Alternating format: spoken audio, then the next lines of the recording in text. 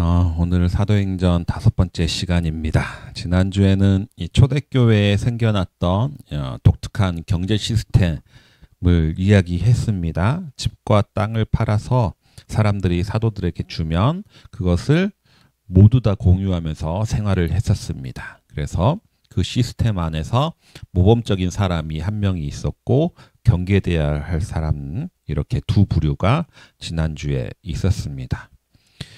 그리고 이렇게 이러한 시스템이 시작된 원인이 이제 절기에 순례를 왔던 디아스포라들이 집으로 안 돌아가고 눌러 앉았기 때문에 그들과 함께 생활을 하다 보니까 이러한 시스템이 형성되었다라고 말씀을 드렸습니다.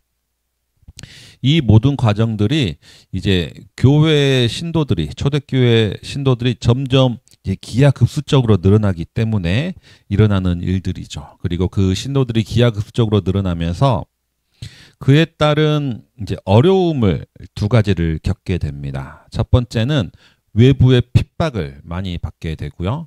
두 번째는 내부의 분열이 일어나게 됩니다. 어떤 공동체라 할지라도 아무리 우리가 초대교회에 돌아가자라고 얘기하는 그 초대교회라 할지라도 문제가 없지는 않습니다. 문제는 항상 발생되기 마련이죠. 그러니까 건강한 공동체라는 거는 문제가 전혀 없는 공동체가 아니라 문제가 일어났을 때 이걸 어떻게 대처하고 어떻게 다시 처음으로 회복하느냐가 관건이 되겠습니다. 지난주 이후의 내용을 잠깐 이야기하면 첫 번째 어려움은 외부의 핍박입니다. 초대교회가 기하급수적으로 늘어나니까 유대 종교 지도자들의 핍박이 시작되었습니다. 물론 이게 처음은 아닙니다. 제일 처음 타겟은 베드로와 요한이었죠. 성전 미문 앞에서 나면서부터 못 걷는 자를 일으켜 세우면서 이제 사람들이 몰려드니까 솔로몬 행각에서 설교를 하게 되는데 이때 이 베드로와 요한을 처음으로 체포합니다. 하지만 체포를 했지만 계속 잡아둘 명분이 없는 거죠. 실제로 기적이 일어났고 실제로 모든 사람들이 보는 앞에서 나면서 못 걷는 자가 걸었기 때문에 잡아둘 명분이 없었습니다. 그런데 두 번째로 핍박이 일어나는데 계속해서 초대교회 성도들이 늘어나니까 이제 12명의 사도를 모조리 잡아들였습니다. 그리고 나서 너희들 더 이상 설교하지 말고 대중들을 상대로 설교하지 말고 전도하지 말라고 협박을 하는 거죠. 그러자 이 사도들이 대답합니다. 우리는 사람에게 복종하는 것보다 하나님께 복종하는 것이 마땅합니다. 라고 대답을 합니다. 이 말을 듣고 이제 이 두 명의 사도들을 막 죽이려고 하는데 이때 한 명의 랍비가 등장하는데 가말리엘이라고 하는 랍비가 등장합니다. 이 가말리엘은 이 시대의 가장 최고의 랍비이거든요. 힐렐, 전설의 랍비인 힐렐의 손자이면서 이 시대 최고의 랍비 힐렐의 제자이면서 동시에 이제 나중에 바울이 되는 사도 바울의 스승이기도 합니다. 이 가말리엘이 나서서 뭐라고 얘기하느냐? 이들의 모임이 만약에 사람의 뜻으로 일어난 거라면 우리가 굳이 손댄다 하더라도 저절로 무너질 것이고 이들의 모임이 하나님의 뜻으로 일어난 거라면 우리가 아무리 손대려고 해도 결국은 막지 못할 것이다. 그러니까 내비두자라고 대답을 합니다. 이 가말리엘의 발언에 의해서 이제 12사도들이 풀려납니다. 물론 이제 두들겨 맞고 풀려납니다. 초대교회가 성장하고 인원이 증가함에 따라서 이제 종교 지도자들의 핍박들이 시작이 되는 거죠. 그런데 이 사람들이 독특한 게 이 핍박을 당하고 모욕을 당하면 더 기뻐한다는 겁니다.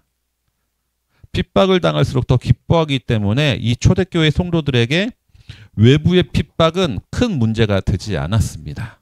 진짜 문제는 뭐냐? 이제 내부의 분열이 문제인 거죠. 지난주에는 아나니아와 삽비라 이야기가 있었습니다. 물론 큰 문제이긴 하지만 이거는 공동체 전체의 문제는 아닙니다.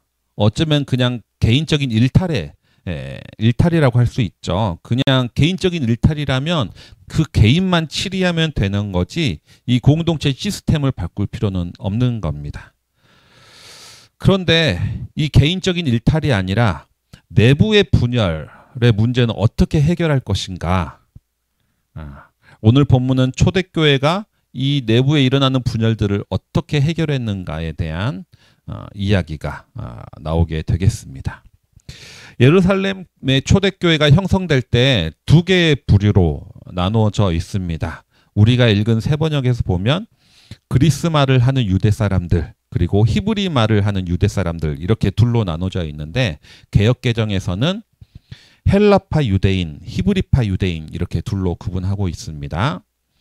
헬라파 유대인이라는 거는 계속 말씀드렸지만 이렇게 절기 때 순례하러 예루살렘에 왔다가 베드로의 설교를 듣거나 그 밖에 다른 이유로 인해서 회심을 하고 예수 그리스도를 믿게 된 사람들인 거죠. 이들이 와서 눌러 앉은 사람들입니다. 그러니까 이들은 원래 고향은 이제 유대 사람들이 아니라 해외에 살던 해외 교포들이 때문에 이방인 사람들이기 때문에 이방인의 언어, 히브리어가 아니라 헬라어, 그리스말을 주로 사용하던 사람들인 거죠. 이들은 헬라파 유대인들입니다. 반대로 히브리파 유대인들은 원래 예루살렘과 유대 지역에 거주하던 유대인들인 거죠. 이 헬라파 유대인과 히브리파 유대인들이 함께 모여서 한 공동체를 이룬 것이 이제 초대교회였습니다. 이들이 함께 모여서 서로 먹을 것과 쓸 것을 나누면서 생활을 했던 거죠. 근데 이들의 모임이 계속 커지고 인원이 늘어나다 보니까 점점 이 구제의 사각지대가 발생하는 겁니다. 먹을 것을 나누고 음식을 나누는데 받지 못하는 사람들이 발생합니다. 그런데 이 사각지대가 항상 문제가 뭐냐면 항상 힘없고 백없는 사람들에게서 나타난다라는 거죠. 소외되는 사람들이 있다라는 겁니다. 어쨌거나 이 초대교회에서 헬라파 유대인들은 지금 있는 예루살렘이 내가 살던 지역이 아니기 때문에, 원래 내 지역이 아니기 때문에 손님처럼밖에 지낼 수밖에 없는 처지에 있습니다. 초반에는 절기로 들어온 헬라파 유대인들이 이제 베드로의 설교를 듣고 3,000명이 바로 초대교회에 유입되었는데, 처음에는 이들이 대다수였지만 계속해서 인원이 늘어나고 일상 속에서 전도가 되면서 기독교를 믿는 사람들은 이제 이 동네 사람들이 주로 되는 거죠. 히브리파 유대인들이 이제 주류가 됩니다. 히브리파 유대인들이 다수가 되고 헬라파 유대인들은 상대적으로 소수가 됩니다.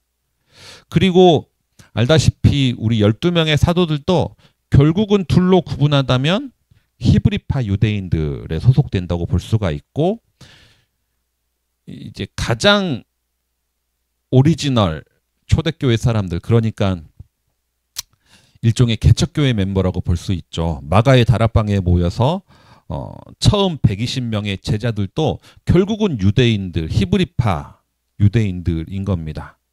그러니까 아무래도 이 초대교회에서는 히브리파 유대인과 헬라파 유대인으로 구분되었을 때 히브리파 유대인들이 주로 주도권을 잡고 있었을 것입니다.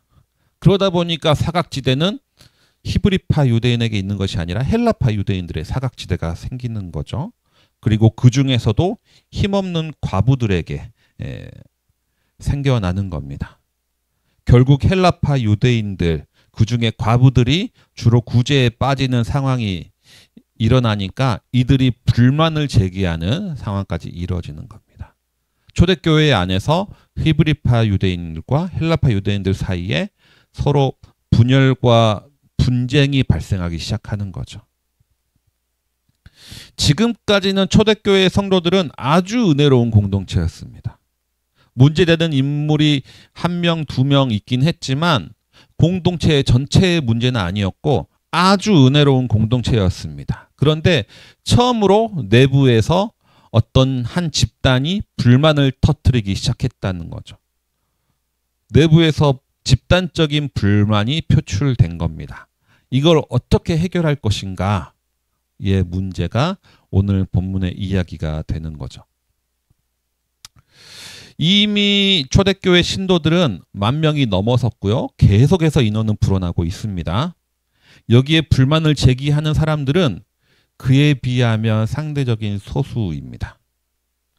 그리고 이곳에서 직업을 가지고 생활하는 사람들이 아니기 때문에 눌러 앉은 사람들이기 때문에 초대교회의 재정에 그렇게 크게 도움이 되는 사람들도 아닙니다. 재정을 축내는 사람들에 더 가깝다고 볼 수가 있죠. 성도들이 줄거나 떠나는 것도 아니고 계속 증거하고 있는데, 저는 이 청년 때 이 본문을 읽었을 때는 이 사도들의 행동이 당연하다고 여겼습니다. 그런데 목회를 하면서 당회를 참석하다 보니까 한국 교회에서 대부분의 이런 상황이면 이들의 요구를 그냥 뭉개고 지나가는 경우들을 많이 봤습니다. 교회의 성도가 느는데, 교회가 크게 부흥하고 있는데 그 안에 잡음이 생기는 것, 작은 잡음이 생겨나는 것은 당연하다고 여기는 것이 대부분의 모습이었던 것 같습니다. 만약에 교회가 이렇게 해서 분열이 되고 반으로 갈라지고 막 성도들이 싸우고 떠난다 하면, 물론 그때까지도 자기 권력을 고수하는 사람들도 있겠지만 대부분의 사람들은 교회가 문제다, 어렵다라고 하면은 뭔가 바꾸려고 하고 관심을 갖습니다. 그런데 성도가 늘고 있는데, 성도가 교회가 점점 커지고 있는데 이 작은 사람들, 힘없는 사람들, 재정에 도움이 안 되는 사람들의 불만까지 귀 기울여 듣는 교회들은 없더라는 거죠. 오늘 사도들의 대단한 점은 신도가 기하급수적으로 늘고 있는데 그 가운데 불만과 문제의식에 대해 관심을 갖고 적극적으로 대응하고 있다라는 것이 아마 이들의 대단한 점인 것 같습니다. 이들이 이렇게 할 수 있는 건 이유는 뭐냐? 올바른 교회의 가치를 어디에 두느냐에 따른 겁니다. 교회가 커지는 것에 가치를 두고 있느냐, 성도들이 많아지는 것에 가치를 두고 있다면 굳이 이 사람들의 불만에 들어줄 이유가 없겠죠. 하지만 올바른 교회는 건강한 교회다라는 것을 가치를 두고 있다면 아무리 교회가 커지고 있다 하더라도, 아무리 성도들이 늘어나고 있다 하더라도 이 작은 불만에도 관심을 갖고 귀 기울여야 되는 겁니다. 사도들은 그러면 어떻게 대응을 했을까? 첫 번째는 먼저 자신들의 우선순위를 결정을 했습니다. 말씀을 전하는 것과 음식을 베푸는 것, 말씀을 전하는 것과 구제 사역, 이 모든 것에 힘썼지만 이제 그 중에 무엇이 더 우선되었는가를 살펴보기 시작한 겁니다. 그리고 그동안 자신들의 모습을 보니까 말씀 전하는 것은 제쳐두고 음식 베푸는 것에 너무나 힘을 썼다는 거죠. 그래서 음식을 베풀고 구제하는 것은 다른 사람들에게 맡기겠다라고 선언을 합니다. 여기에서 음식을 베푼다는 것은 그야말로 그냥 음식을 해서 매일매일 먹인다는 것이 아니라 그 사람의 필요를 제공하는 것을 큰 틀로 얘기하는 겁니다. 근데 이게 당연한 건데, 이게 당연한 것처럼 여겨지는데 쉬운 일은 아닐 수도 있습니다.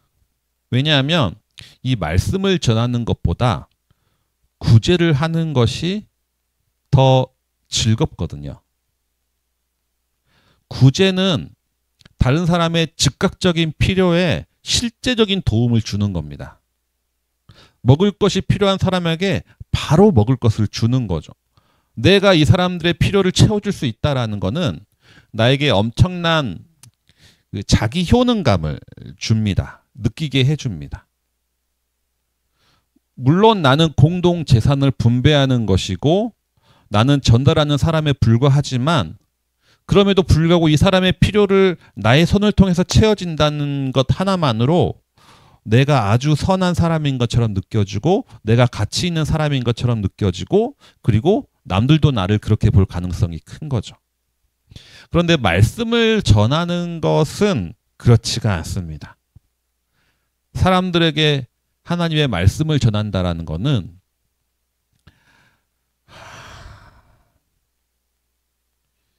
말씀에 정말 목마른 사람한테 전한다면 그런 마음이 들겠지만 대부분의 경우 하나님의 말씀을 전한다는 것은 자기 효능감을 느끼기보다는 무력감을 느낄 때가 훨씬 더 많습니다.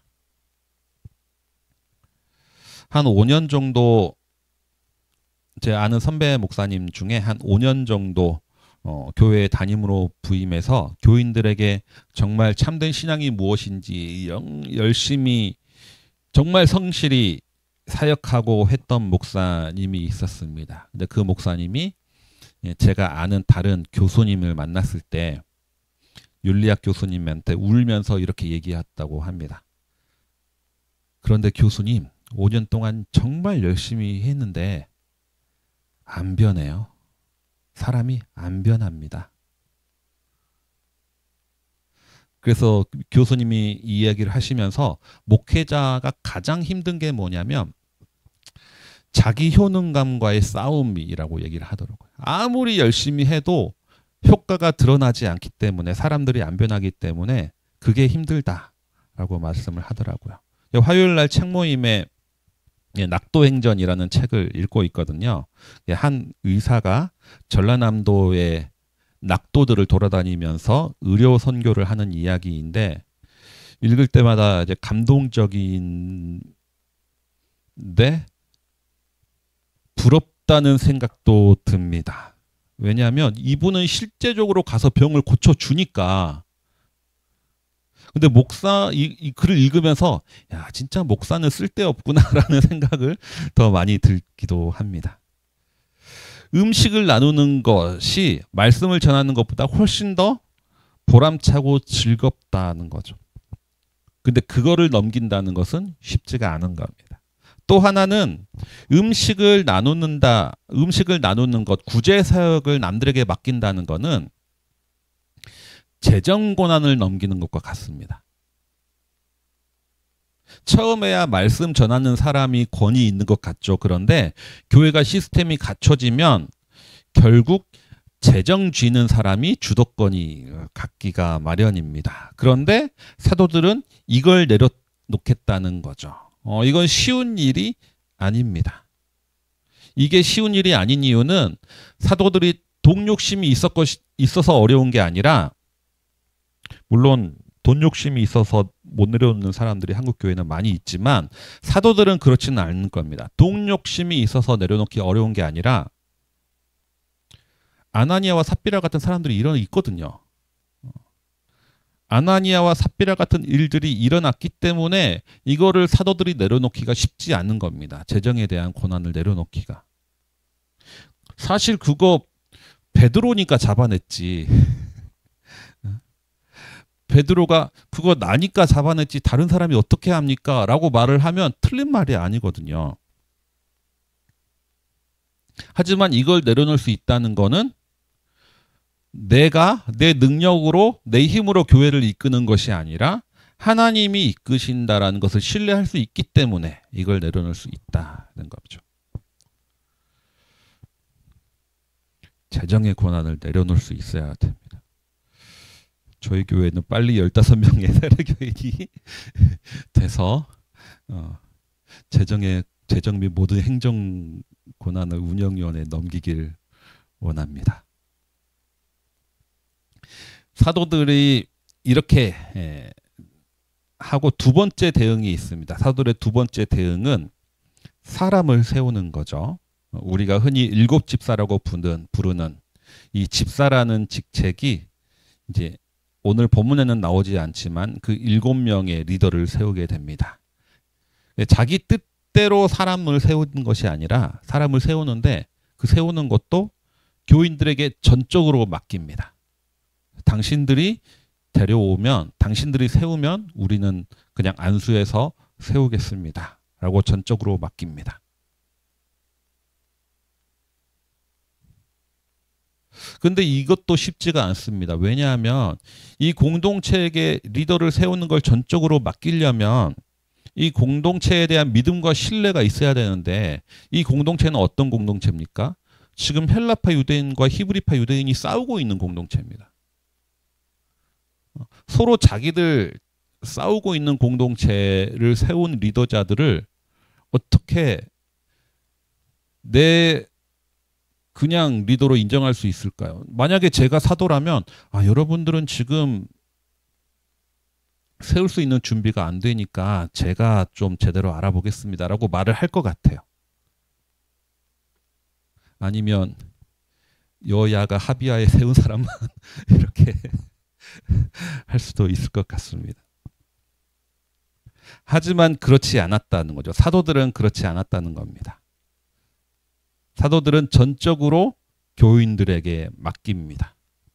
그렇게 해서 세워진 사람이 7명이 있는데 스데반, 빌립, 브로고로, 니가노르, 디몬, 바메나, 니골라 이렇게 7명입니다. 7명의 이름을 보면 우리가 이렇게만 읽어서 잘 모르는데 헬라식 이름들입니다. 7명이 다 헬라파 유대인들만을 리더로 세우는 거죠. 히브리파 유대인들과 헬라파 유대인들의 어떤 비율에 맡겨서 분배를 맞춰서 세운 것이 아니라 이 전부 그냥 헬라파 유대인들로만 세워버린 겁니다. 이렇게 세운 이유는 뭡니까? 그동안 소외되어 있던 헬라파 유대인들을 우선으로 여긴다라는 의미인 거죠. 기계적인 평등보다는 약자 우선의 법칙이 적용되었음을 우리는 알 수 있습니다. 게다가 그 중에 제일 마지막 니골라라는 인물은 아예 유대인도 아니에요. 원래 이방인이었는데 개종한 사람인 거죠. 놀라운 점은 헬라파 유대인들 7명만 리더로 세웠는데 이걸 사도들이 세운 것이 아니라 히브리파 유대인들이 주도권을 잡고 있던 교인들이 세웠는데 헬라파 유대인들만 세웠다라는 겁니다. 교회 공동체가 헬라파 유대인 과부를 구제해서 배제하던 그 공동체가 놀라운 결정을 했다라는 거죠. 결국은 사도들이 간섭하지 않아도 하나님의 뜻이 공동체를 통해서 아름답게 이루어졌음을 우리는 알 수가 있습니다. 헬라파 유대인들과 히브리파 유대인들의 갈등에 대해서 사도들은 2가지 대응을 내놓습니다. 첫 번째는 설교와 행정으로 업무를 나누고 본인들은 설교만 맡겠다. 그리고 2번째는 헬라파 유대인들을 행정 리더로 세웠다라는 겁니다. 이 대응은 우선적으로 교회에 대한 긍정적인 효과를 가져옵니다. 제자가 더 크게 늘어나고 심지어 제사장들까지 회심하기에 이릅니다. 그런데 이 결정이 헬라파 유대인들이 행정 리더로 된 이 결정이 나중에는 경험해보지 못한 초대교회 핍박으로 이어지게 되는데 그 이야기는 다음 주 내용이 되겠습니다. 말씀을 정리하겠습니다. 사도들이 행정과 재정, 구제 등의 권한을 헬라파 유대인 대표자들에게 넘겨준다는 것은 쉽지 않은 결정이었음을 우리는 알았습니다. 그런데 이들이 이렇게 할 수 있었던 이유는 무엇일까요? 첫 번째는 사명에 대한 확고한 인식이 있었기 때문입니다. 구제는 즉각적인 도움이 됩니다. 하지만 말씀은 그렇지 않는 것 같습니다. 남에게 즉각적인 도움을 주는 것이 나를 더 가치 있게 느끼게 만듭니다. 하지만 그럼에도 불구하고 나를 더 가치 있게 느끼게 만드는 구제를 내려놓고 말씀 전하는 것을 우리는 선택하겠다 할 수 있었던 이유는 하나님이 내게 맡기신 사명에 대한 명확한 인식이 있었기 때문입니다. 자기 효능감의 부족을 이길 수 있는 방법은 사명에 대한 확고한 인식입니다. 둘째는 내가 아니라 하나님을 신뢰하는 사람이었기 때문입니다. 아나니아와 삽비라와 같은 불미스러운 사건이 있었음에도 불구하고 재정을 교회 공동체에게 전적으로 맡길 수 있었던 것, 그리고 서로 헬라파 유대인들과 히브리파 유대인들이 싸우고 있는 공동체임에도 불구하고 리더 선출을 전적으로 교회 공동체에 맡길 수 있었던 것. 그럴 수 있었던 이유는 뭐냐? 나만 옳고 나만 올바르게 판단하고 나만 하나님이 기뻐하시는 결정을 할 수 있다라고 생각을 했다면 그렇게 할 수 없었던 거죠. 공동체를 믿고 신뢰했기 때문이 아니라 그 공동체를 인도하시는 하나님을 믿고 신뢰했기 때문입니다. 이러한 사도들과 같이 자기 효능감보다는 내게 주신 사명을 먼저 선택하고 나를 신뢰하기보다는 하나님을 신뢰하며 살아가시는 모든 성도님들 되시기 바랍니다. 주신 말씀 기억하시면서 내일을 바라오며 기도 함께 드리겠습니다.